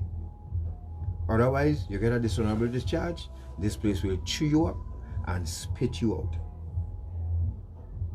Understand that. You don't want to lose your career with a dishonorable discharge. Maybe even end up in prison, end up on drugs. I went the full distance. And trust me, out here, not nice. I always told people, I'm a a soldier pretending to be a civilian. Why? Because when you're leaving the work, as we call it, you get a resettlement course to turn you into a civilian again, unofficially, I should say, from my point of view. I didn't get that. I had to come out in society and try to be a civilian with a military brain. That's not easy to do, fellas and ladies. Think before you sink. Appreciate where you are, and I hope that you learned something from what you heard here today. We will balance it. We have more of this program. So let's take some calls quick before we run out of time. Natasha will read out 10 names. We take some calls, then she read out 10 more. So let's go. Boom. Abdul Malik, Adrian Espini, Anthony McFarlane, also known as John John, Bayless Frederick, Brian Chen, Carl Blackwood, Carl Douglas, Carlos Williams, John Mirage, Clive Nunes. Take some calls. 6223927. Good evening. Keep your contribution short so that we can get. Yes, sir. I heard you would have liked to talk to Stanley Johnson, former colonel. Right. I have a number for him. I'm a relative of his. Okay. Yes. It's 202. You sure you want to do that on the air? Oh, no. Let's not do it on air. Let's not do it on air. Hear what? Give Garth a call at give me a call. 756. At what? What number? 756. 756. 6337. 6337. Okay, I'll call and give it to you on that. After the program. Thank you. Bye-bye. Bye-bye. Hello, good evening. My brother, good afternoon to you. Yeah, good evening. Happy birthday. Fine, thank you, my brother. Listen, man. Wow. believe God, that's all. I mean, I've been literally unable to move. That's good. That's good. It is as though. Good history, man. I mean, great history and the knowledge I've gained from this program today, sir. It is really mind-boggling. Beyond that, I mean, if there's no COVID-19, I mean, that guy who spoke last, that would have been the star in terms of the guerrilla warfare part of it. Yes. The Coast Guard index aspect. The first guy who spoke, however, I'm not sure if he was part of the coup or part of the thing or not part of the thing, because when he spoke, it was like on the truck, off the truck, on the truck, off the truck. No, well, in the second part you'll hear where he said he had to make up because they approached him, and he said he not on any side. He in the middle, and Lou Jones, for people who know Lou Jones was always like a loner. Every time I saw Lou Jones, he was always by himself in camp with a long stride. He's a 6 foot something, huge fella. And he would have been a good man to be part of that, but he didn't want part of it. So God and Natasha, this has been a program. The Coast Guard really saved this country, and apart from the little medal or whatever, those guys should have been given some. Who on that boat should have been given some tremendous tribute, because they literally saved this country from a serious takeover. Bloodbath. From a bloodbath, because the amount of guns that we were told was packed in the van and the pickup and things to take out.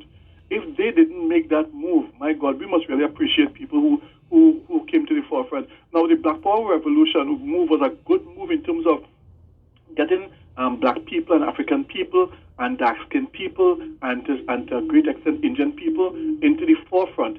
But let me conclude by saying, at the end of the day, so that was a good initiative.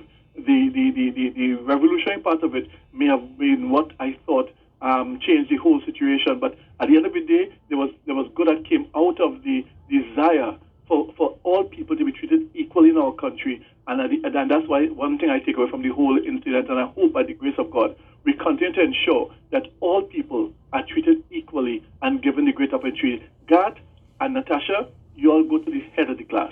I thank you. Okay, take care. Thank you very much, Harvey. To God be the glory. 622-3937. Good evening. Hello.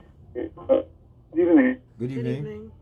Yeah, what I want to know, like how this program go there, if tape and then you could fund could raise for voluntary organizations. We put it in some way that is happening that people could get copy of it for a price.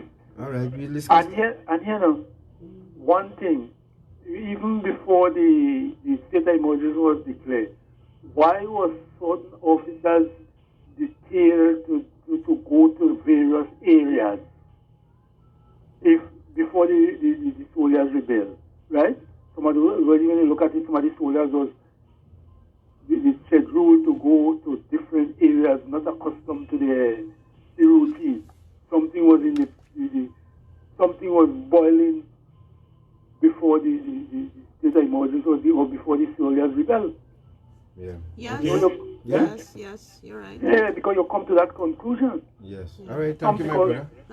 Thank you. And sometimes one thing you could say something, maybe somebody say we save the country, maybe it's saved from a different way that it would have been.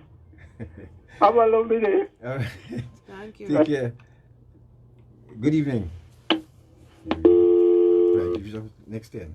Hold on. All right, the next 10 detainees at Nelson Island: Darwin Lewis, Kafra Kambon, Ayagoro Ome, or David Murray, DuPont Ewing, Errol Balfour, George Weeks, Gerald Bryce, Glenford George, Macandal Daga, Hector Gregg. Good evening. Hello, good evening. Good afternoon. Good evening, sir. Is this 95.5? Yes, sir, you're live on the air? Yes, I'm live? Yes, you are, sir. Okay, my name is Leo Abraham, former Commissioner of Prisons. Yes, sir. Sir, you heard your name called? Yes, I heard my name called, so I said I had to get in. All right, thanks for calling. That's so nice of you. Well, you heard what the Commodore had to say. Yes, Commodore Franklin and I became very close because we were two young officers on Nelson Island on that day. Right. I was a training instructor at the Prison Training College in Golden Grove. And that particular morning, after reporting for duty, in about 10 minutes' time, the Commissioner of Prisons at that time, Captain Monroe, came up and instructed that one, Clyde Thomas and myself, come immediately with him. So we did. No question asked, no explanation. So, to cut a long story short, we headed down to Chaguaramas. When we arrived at the gate by Shaka Cabana, we saw a lot of activities going on there. And a senior officer approached the commissioner and told him something. We didn't hear what he said. The next thing we knew that they brought a soldier and put him together with us in the back seat.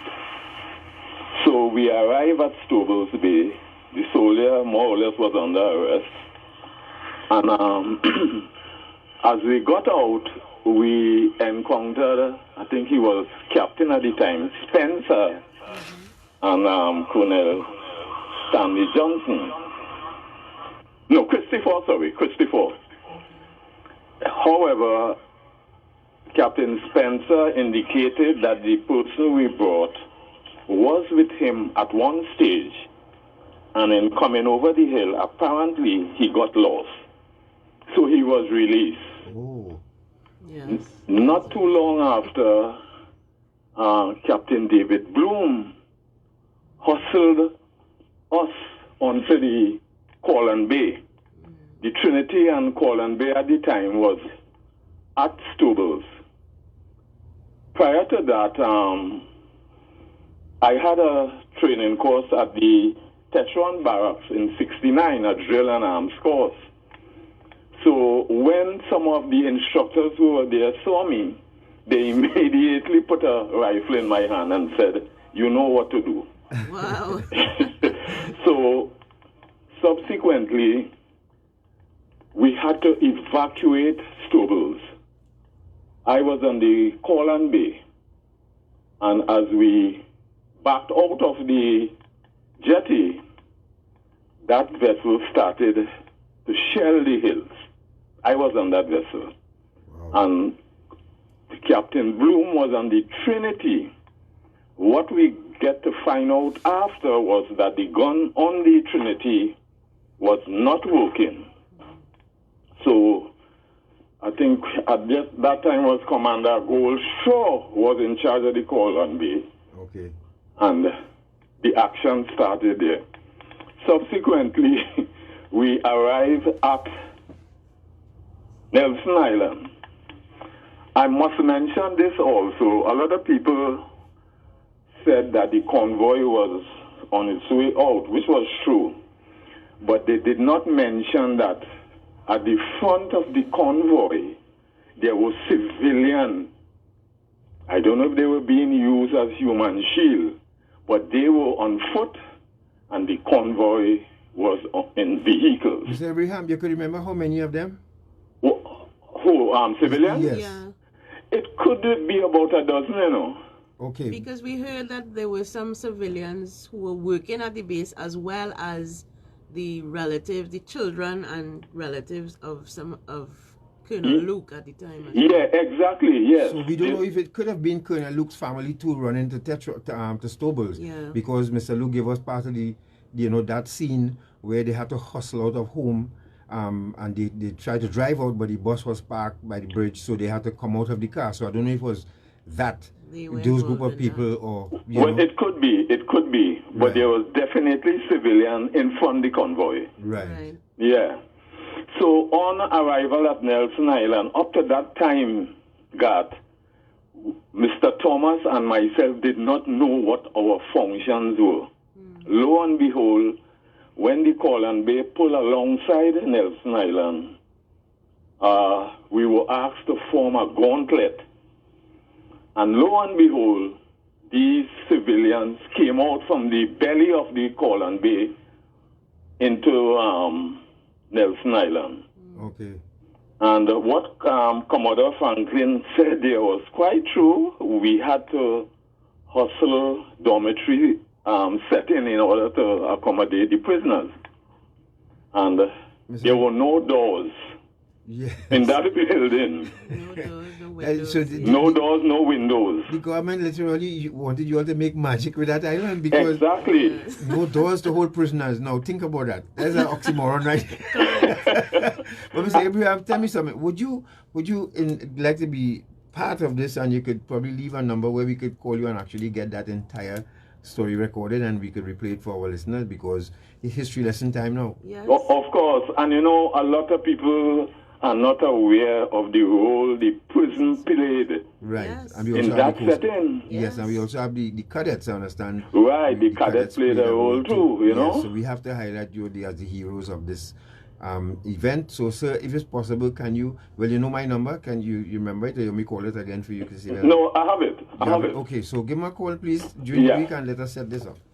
No problem. Thank you so much. Thank you so much, former commissioner. And there are a lot more, to come. Yes. I know. All right. But take care. Thank you for your service, sir. Right, and have a good night. You too. All right.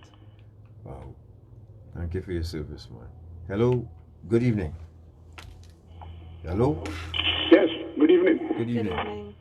There are too many gaps in those stories. I was there before it started. Captain Bloom spoke to the ship's company on the Monday afternoon, telling us be careful with our family when you go out, etc. They didn't give us no hint. I squat that night. And by midnight, they start waking up everybody. Prisoners start coming in. Now, before you go on, I'm very familiar with your voice. Yes. And you have my number, right? No. I have no number. Take it now. And we could get your story properly recorded too as well. Yeah, but I would give you plenty. I would give what's now. I was a member of the IS. Gaylord Kelso was in charge of us. We were the first group went to Nelson Island. For the listeners who don't know you, can you identify yourself, please, number and name? 737 Fleet Chief Petty Officer Hackett. Right. I know you, Mr. Hackett, but I just want the listener to know who is speaking. So that no problem. About, right? But, Mr. Bailey, who died September, was the first man. He was given orders to go to Mr. Dyer. He's the man in Carnage who is the caretaker of that island, to get the keys, etc., etc. They mention about the boat, etc., but if you listen BBC News in that time, they say a bridge blow up, a bridge blow up. That bridge was never blown up. Right. The late Gaylord Keswell told me the amount of ammunition they put under that bridge, the Royal Navy told him, you'd have blown the whole of Tetron, Stobles Bay, etc., etc. those vehicles would have reached a path, and without explosion, would have been a different story. Right. But I can give me a call, please, if you don't mind. Well, I will get the number from Alexander then. Right, okay. Well, you could call me anytime, and I don't mind, you know. I always home. Well, I'll get your number. All right, I can I could give over here everybody. I'm not afraid for that, you know. Go ahead, partner. Go ahead. Give me the number. Go ahead. 639 83 22. All right. Thank you, sir. And that's what the lieutenant who spoke to you tonight. Yes. He was the officer of the day. Okay. He was the officer of the day. But understand his problem. To call men name who is still alive could have been a problem. All right. Thank you, sir. You're welcome. 622-3937. Good evening. Hey, good afternoon, man. Good evening, Toronto. Good afternoon, Natasha. Good evening. Yeah, after I heard that story, I called my uncle, who is in Chicago right now. He was telling me he was down at the gate at that time when that thing happened. And he also run uphill and passed crews there and signal up there and went to Stubblesay. He was the RP at the gate. Right, right. Okay. Yeah. I called him and he gave me the whole story. Well, you know, you work at him Hotel Alpha Mike Lee by Kotango. Oh, that's your brother, you said? Uncle. Okay. Yeah, so he gave me the full story. He retired corporal. I'm not worried. Yeah. All right, partner. And I heard Mr. Jones. Is that he has a bald head, right? Yes. This guy's a very good instructor. He trained me also at the Shagbasu camp. Oh my goodness, this guy is dread, man. Yeah. You want to be legends? I can say one guy, you're a jail boy. I'm proud of that man. Yeah, for real. Yeah, I'm proud of that man. I went through and I think it's good. It's good to see that these guys and them come back and give us stories, you know. And Mr. Job boy, Captain Job, at the moment. I love that. Yeah. So God continue doing a good job here, Natasha. I'm proud of all the men who serve in the Trinidad Defense Force and the police and the prisons and everywhere. You guys serve all the country to the best of your ability. Thank you, my brother. And you will always come up proud. Thank you. Proud. I'm proud of you guys. Take care, man. And Natasha, good program. I'll talk to you guys. Okay, bye. Thank you very much. 10 more. 10 more names. Prisoners detained at Nelson Island. Hilton Graves, Hugo Pichier, Ian Richardson, John McCam, Julian Brito, Kelshol Brito, Leroy Rattan, Lester Ifibo Wilkinson, Mervyn Quinn Huggins, and Michael Alice. Now, Captain Job said something about Beverly Jones. That at that young age, people, that was a remarkable young lady. And her sister. At 17 years, to have the presence of mind to tell her people, hey, look, well, press on, I can't go no more, but I will try to slow them down. Yeah. And she tried to slow down at that age, you know, to try to slow down soldiers coming at her fully armed. Well, this is what they were preparing for. That was belief. Guerrilla warfare at its best. Yeah, regardless if they were wrong or not, you know, what they did, but look at the belief and the commitment of that cause. Yes. That she died with her boots on, literally. Died for the cause. Yeah. And she was not the only one, of course. She was not the only one, but to know that she confronted Villarreal and they as they trying to continue the chase. Yeah. She slowed them down. You know, so we have to remember, give her kudos, Beverly Jones. Yes. And Miss Jennifer Jones, she's Kunahan now, still alive. Hello? Yes, maybe we could hear from her at some point. Yes. Hello, good evening. Yeah, good evening, Gart and Natasha. Good evening. Sure, great program, nice history. You know, I was 9 years at the time. And I listened to a guy last week call on Quincy show. Last week, Sunday. Yeah. And this a regular caller to I-95, and I was so disappointed with this guy that he would have talked about what they should try to do is educate young black people. Yes. Because this is a rum shop conversation about 1970. That was so disrespectful, that Yeah. What? Yeah. Everybody has their own opinion, right, friend? Oh boy. It's hard, This you know. thing, this thing, you hear the age I was 9, and Yes. I just visualize this thing, you know, Yeah. you know, what it was all about. Yes. Yeah. Yes. You know, so continue the good work. All right, my friend. very What much. was just saying there, Natasha Okay. Mohammed? Roger Mohammed says his father, number 3005 Private Mohammed, was a member of the regiment band. He told me he worked the night before and was trapped in Tetron barracks that fateful morning. He said the band would usually play in the sergeant's mess, and the band members saw the tension increasing between junior and senior soldiers at the time. There was a lot of disenchantment among the young soldiers and even insubordination towards their seniors at the time.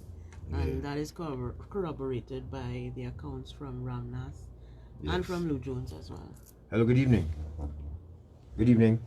Yeah, good evening to you all. Good evening.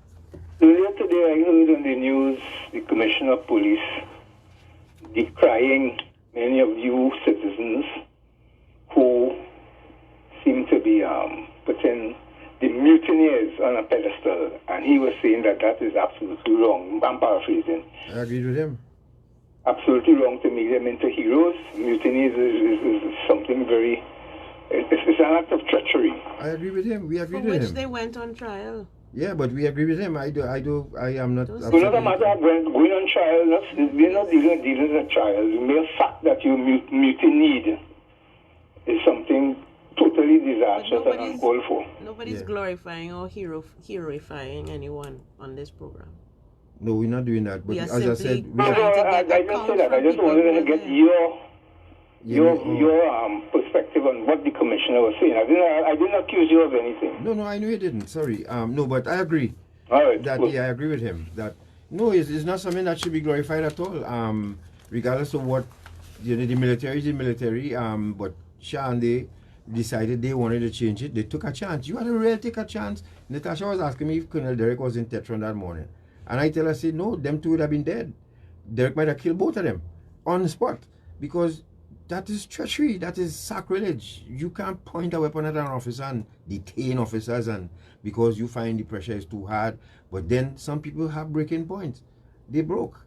But I agree with the commissioner. You must not glorify something like this at all. But who is glorifying? Who is doing that? No, there are some people who do. Some people, promote this as a heroic event, and yes, it made some changes. It was a heroic event in the sense that they were defying convention and tradition. Yeah, they were.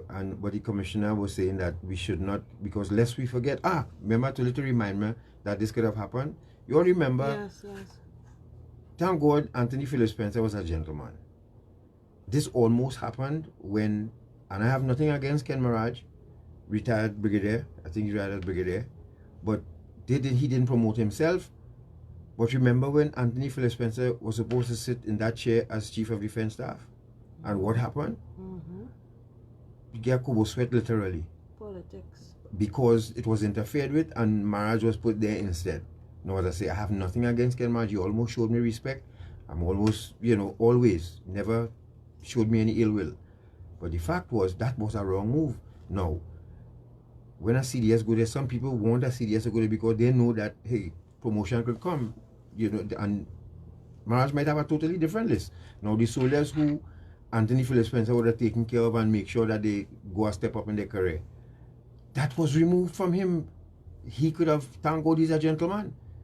Otherwise, he could have turned different and chain up people and say, no, we shouldn't take this. This government should not interfere with this. And Anthony Philip Spencer took his licks and he walked away like a man, like a gentleman. That's an officer and a gentleman. Mr. Maraj went on as CDS, but it was wrong to do that. We should, that is the closest, and because we forgot our history, we did it again. Remember that incident? It was allowed to happen again. Remember that under the UNC government? Remember that? But then we haven't learned the lessons outside of the military. The society has not learned the lessons about our relationship with politicians and political parties because that was a political decision.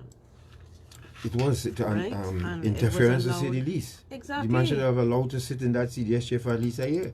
But they took that dream away from him. Yeah. You know how long Philip Spencer toiled with the military to reach chief smelling distance to be chief of defense staff and had it taken away from him, I am sure he must have been heartbroken and his family heartbroken. You don't do that.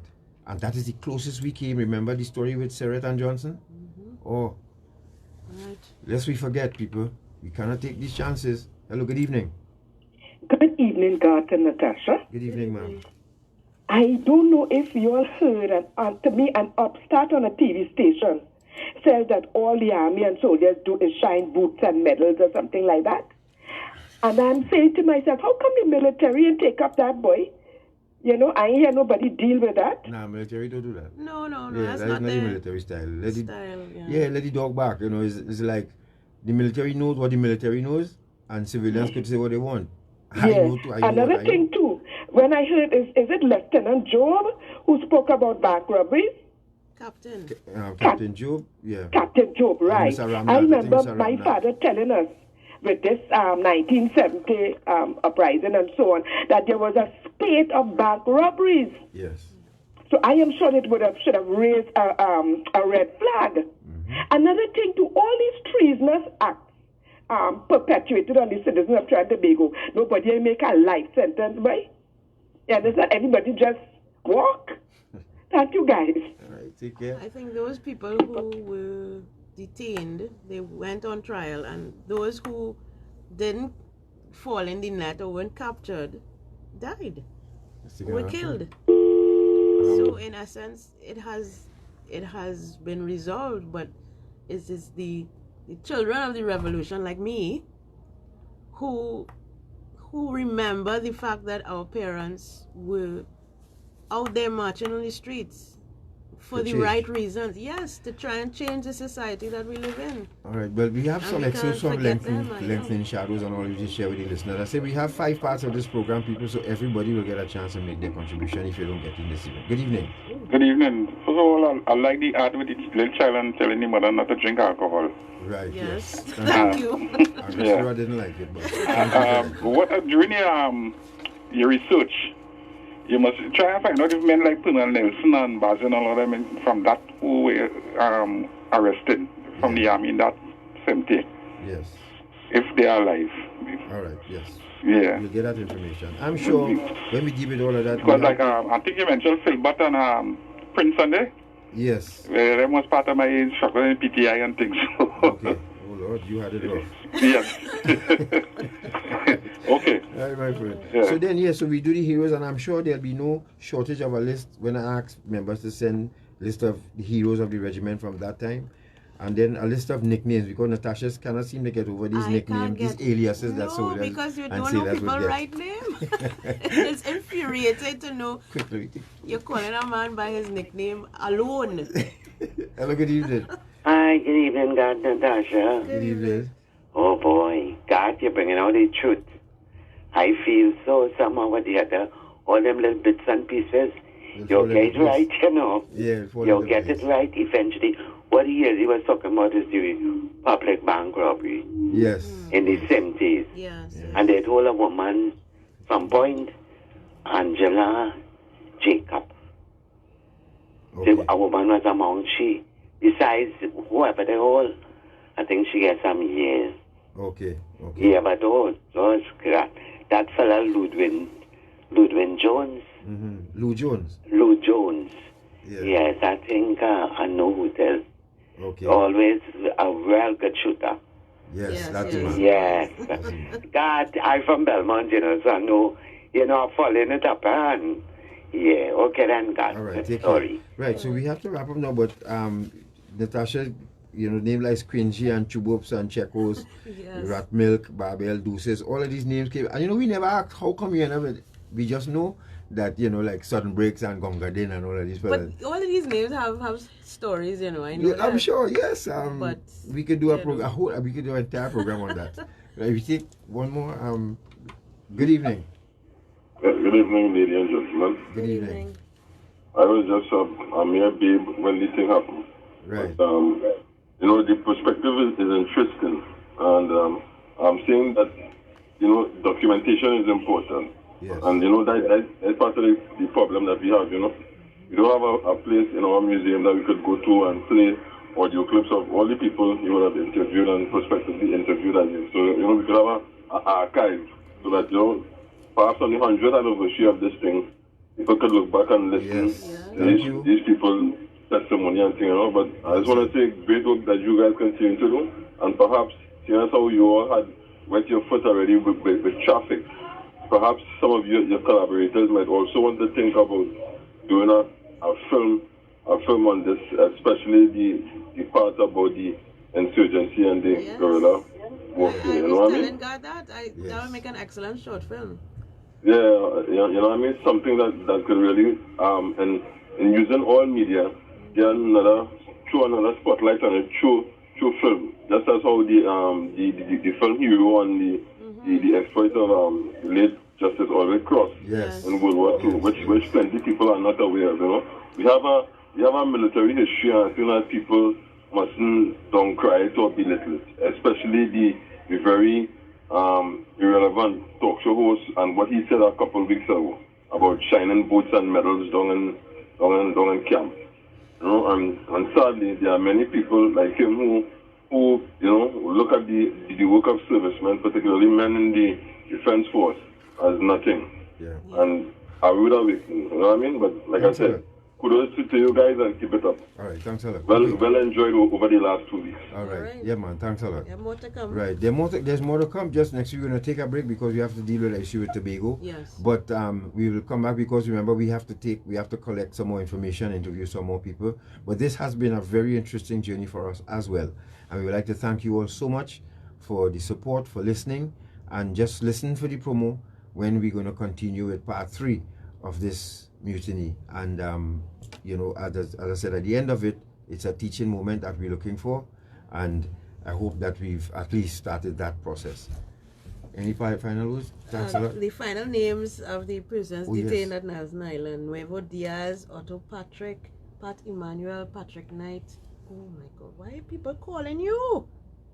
Pat Emmanuel, Patrick Knight, Roston Granger, Rudolph Lord, Mansa Musa, Apesho Mutope, that's Patrick Knight, Stanley Antoine, Sil Loha, Urban Mason, Black Boy, Vibert Harriet, Victor Macano, Wayne Davis, William Benjamin, William Duncan, William Rivera, Winston Leonard, Winston Pear, Winston Smart, and Winston Sweet.